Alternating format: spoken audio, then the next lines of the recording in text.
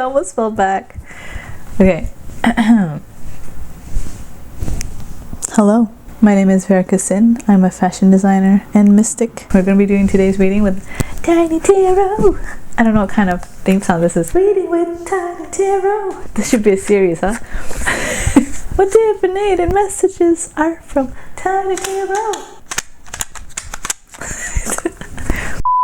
What are the good things about you that people don't tell you? Have you ever had a frenemy who saw your potential and knew the kind of things that you could say or do that would literally improve your life, but because they were jealous of you or they knew this about you, they purposely sabotaged you and told you something else instead? Have you ever had that happen? Me too. Today we're actually going to be finding out what strengths you have that other people aren't telling you, as well as the opposite. What weak points that you have that people aren't telling you but are exploiting the hell out of it from you. You get to choose between a jade gua sha massager or a Popeye's kidney sticks. Pile 1, pile 2. If you feel called to choose more than one pile, you're welcome to.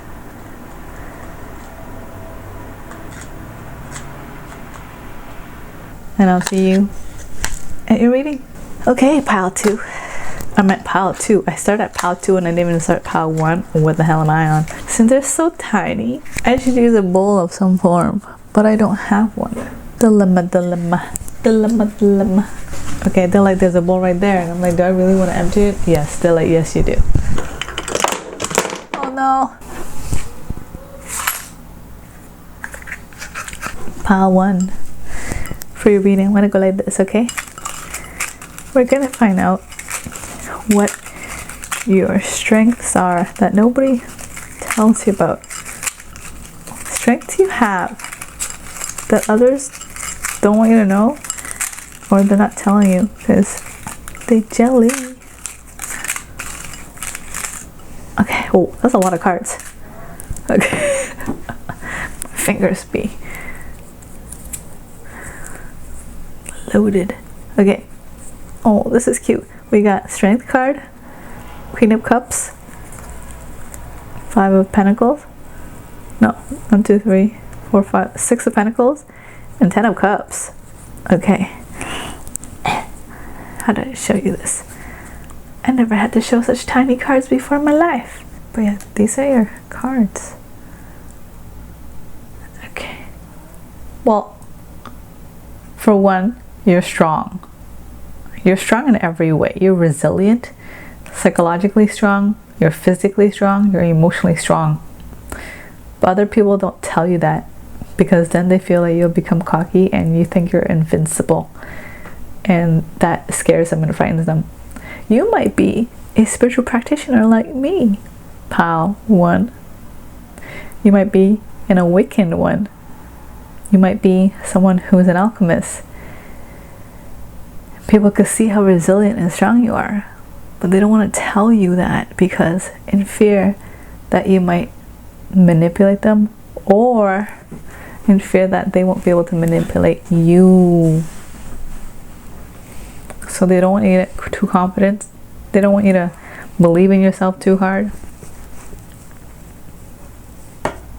They want you to be loyal to the wrong things. They're like, no, look, pay attention to me, not ahead of your path. Look up at me, not at the path ahead. This woman's like telling the lion, like, look at me, don't look at the path ahead. Even though you have a whole pride to lead, just look at me. Distraction. That's how you know who they are. They distract you a lot, or they require a lot of your time, or they always want to know what you're up to. Or they always want you to know what they're up to. Like, they want to talk about themselves a lot.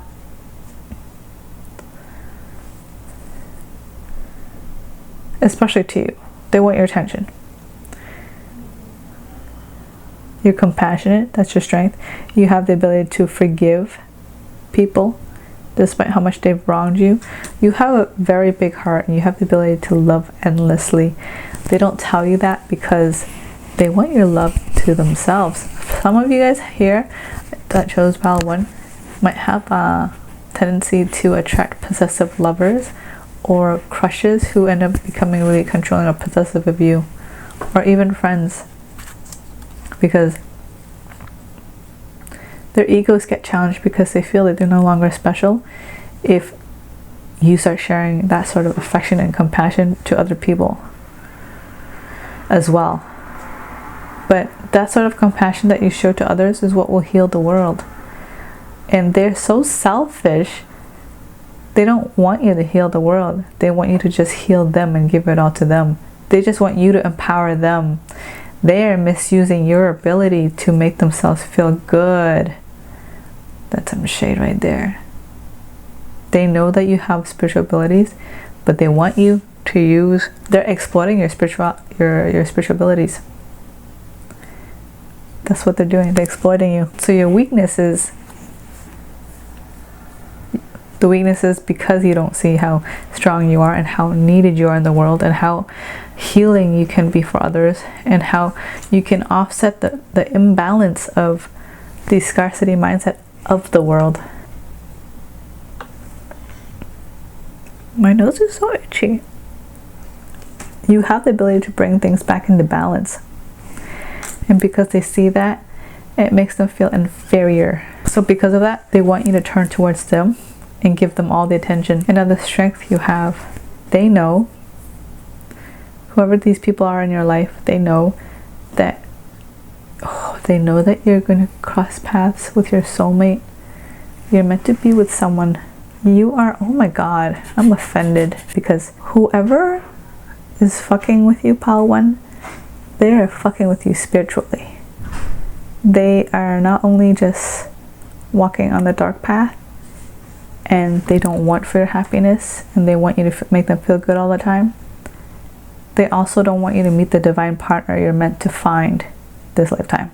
So as long as they are in your life, they will continue to do the best of their ability to thwart you off your divine purpose, and so that you will not cross paths with this divine partner, so that you will not be able to have the opportunity to grow your potential together, to work for a similar cause, to make great changes and ripples in the world.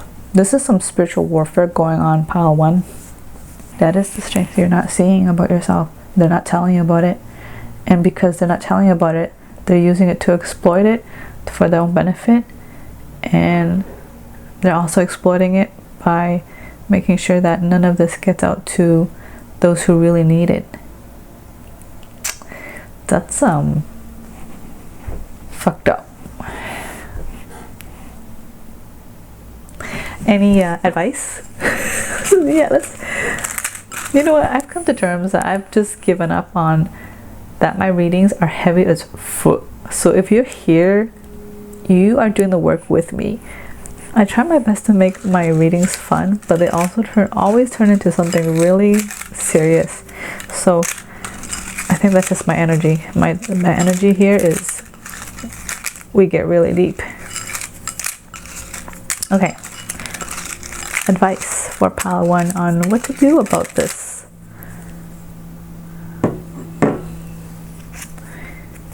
Okay, there's a Sun card, Wheel of Fortune, and then the 3 of Swords. One more card to clarify 3 of Swords, please. I've actually never divinated with tarot cards that are so smart, so cute. One more to clarify 3 of Swords, please. The Chariot. Okay. Let me show you the cards first before I...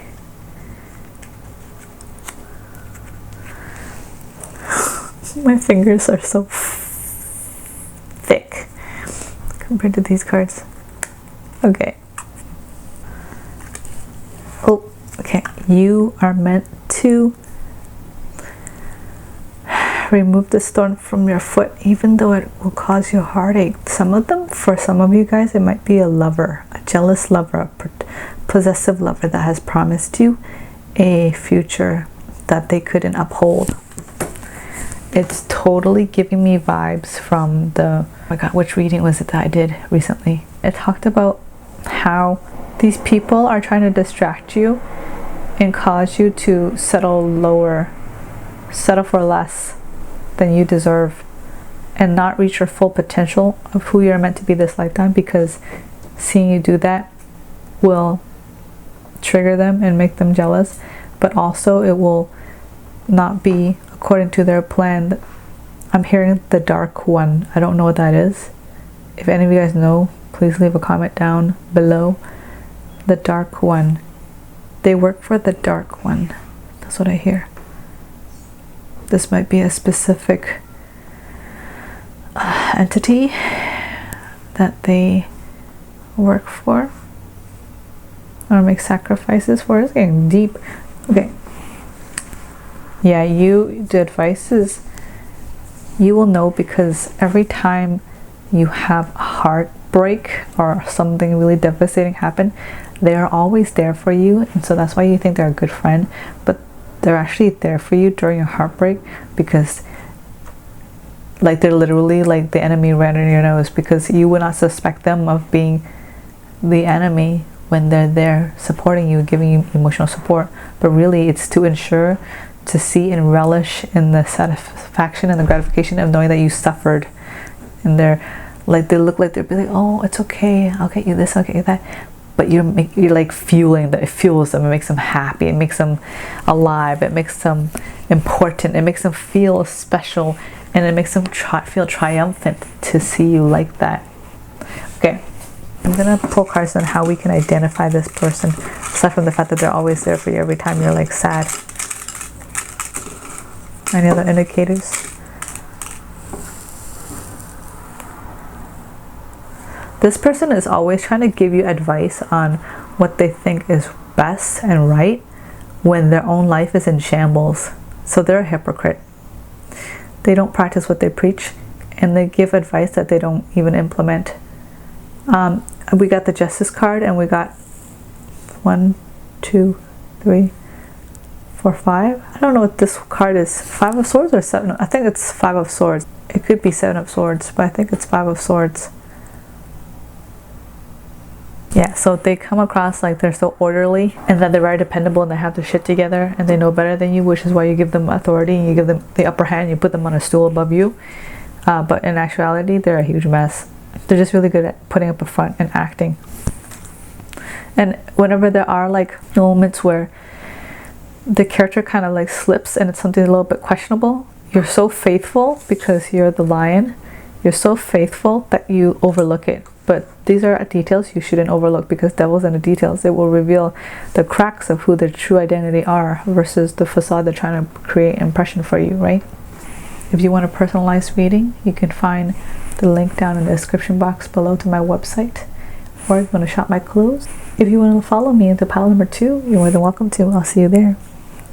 Alright, my pile number 2s. Let's see what your strengths are that others aren't telling you, because either they're jealous or they're trying to exploit you for it, or probably both. Pile number 2. What are pile number 2's strengths that others don't tell them or don't want them to know? Okay, one more. We got Page of Pentacles. I'm actually really enjoying doing tiny tarot readings. 9 of Cups. You're a massive manifester. You're a mover and shaker. You can make things happen. But they ain't letting you make it happen. That's what I hear.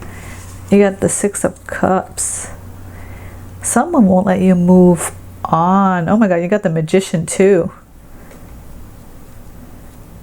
One more card.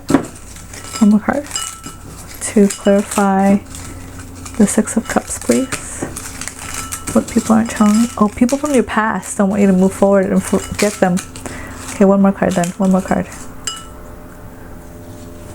Fine, 2 cards. Ace of Swords and Judgment. Okay. I don't know how I'm going to show you this. I'm going to do my best. Ace of Cards and Judgment. We got Ace of Pentacles, Nine of Cups, Magician, and Six of Cups. Whenever you have a desire, you have the ability to go and get it and make it happen. You have a very open-minded, childlike perspective, and you don't judge the outcome. You're kind of like the kid that's like, oh, you want a toy, or you want like a doll or whatever. Like when you're a kid, you want something, you don't think about how you're going to get it, right? Or how much it's going to cost, or how long it's going to take. You just know you want it and you want to have it, right? And that's the mindset on how you can manifest. And because you have that ability, they don't want you to know that. They don't want you to know that your childlike playfulness is what unlocks your ability to manifest and make things a reality. Even though you are so generous, you share your abundance and your fulfillment with those around you. Even with people in your past, you share with them. So why would they not want you to have it? It rubs in their face how shitty their karma is, or how much they lack the ability to manifest. Let's see, why don't they want? Because I mean, if pile number 2 is able to successfully manifest stuff and like have great experiences, and they're including these people in, why don't these people want them to have it anyway? It just doesn't make sense to me. Knight of Wands. Okay, what else? Why would they not want pile 2 to know? Oh, let's see, 5 of Cups. They feel like you're taking their abundance away, that you're stealing their spotlight and their opportunities to manifest. Because you get the attention from what you're able to give. You get the credit. They don't get the credit. They want the credit. They want to be the one to be able to say, I did this and I was able to provide, and I have the satisfaction of being able to share this amazingness with my friends and family. They want to be able to say that they did it, but they can't, because they feel like if you're the one that's doing this, then there's going to be less and less chance for them to be able to manifest and grasp opportunities. They're coming from a really, really severely lack-based mindset. They think that because if you have success, they can't have it. But that's also why it's blocking their own success. You also have the ability to cut people off, and you stand on the side of righteousness, I hear. So every now and then you will cut people out. So why haven't you cut these people out? They come across to you as like, woe is me, victim mentality, and they always need you. So you spend so much time helping them out and sharing them your abundance, you overlook them as somebody who's like a really, like, what they really are is an energy vampire, and they're energetically, psychically leeching off of you, of your abundance. So they're still reaping the cons of what you have brought into your life, because you're like, let's just say you won like $1,000 and you invited them on a trip with them. They're going with you. They're going to resent you the whole way through, but they're still going on that trip because there's going to be free food and they get to experience it. But they're not going to be like happy that you gave it to them, but they'll take it. You know what I mean? So they're along for the ride because it's like, it still gives them clout. It gives them some sort of significance being associated with you, that you're doing this. Like, it makes them feel special enough that you're acknowledging them and including them on these sort of ventures. That's why whenever it gets kind of suspicious and you're wondering, they go into, woe is me, so they can stay in your good graces. Okay. So that's how they're exploiting you. What should we do about this? Pile number 2 on this energy vampire. The Sun. It's literally like, they can't stand it when you're happy. So go and be happy. That's what I'm hearing. How spiteful. So funny. It's like, they're like, yeah, it's spiteful and petty, but it's divine pettiness and it's divine spitefulness. Okay, whatever, spirit. Go throw the word divine in front of something just to make it okay. No, but it is okay that they say, because that's their karma. They need to have this awakening. There needs to be a catalyst in their life. Your happiness will trigger further catalysts of awakening. The Hanged Man. Okay, so this is how you can solve this, okay? You can snuff out this energy vampire in your life by being happy as you can be. The happier you are, the harder and harder it is for them to hang on. I know we got Hanged Man, and it usually means stalling, but they can't stall because they won't be able to stand you. Get it? They can't. Get it? They can't stand you because they're too busy hanging. Oh, they're too busy hanging around. Oh, this is so cheesy. Oh my god. Yeah. It's the moment you're happy and you just always celebrate your happiness. They can't stand it. They leave because their energy is so miserable. They're 5 of Cups. They're in a state of constant regret and remorse because they don't know how to celebrate themselves, and they always see themselves as less than you. And as long as you're in their life, they're gonna always compare themselves to you instead of comparing themselves to be the best version of themselves. They're using you as an excuse to distract themselves from doing the work. Yeah. I certainly hope you enjoyed that reading. If you want a personalized reading from me, or you want to shop for my clothing designs, you can find it all in the description box below. If you want to see more videos like this in my Pick a Card playlist, be sure to check it out. And I'll see you in the next video.